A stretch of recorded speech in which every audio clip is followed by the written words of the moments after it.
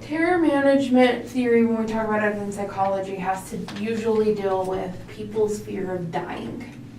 So mortality is, dying, that we all have an expiration on this earth. And so some people cannot stop thinking about that. They are so terrified by the idea of their own death that it consumes them, so it keeps them from living. Which is how we came up with terror management theory.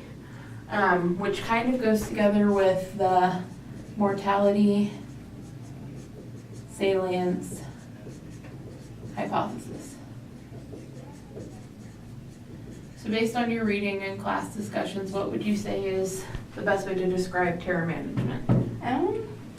We actually didn't talk a lot about this theory at all, so I'm going to just take a guess and just describe it as somebody having the fear of dying so they can't physically live in the real world.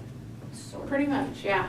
So that's what causes the need for it, for sure. So what it is we find ways to distract from death. And usually we do that by living, Life's too short to just wonder when it's going to end. So you go out there and you do things to distract yourself from the idea of what they consider their imminent doom. So mortality salience is a specific way that happens, where if they're reminded of their mortality, they'll do these things where they get very protective of their culture and the way that they live their life. And so they're more likely to applaud people that fit that with them. Okay, they are more likely as well to punish the people who don't fit into their idea of how life should be lived.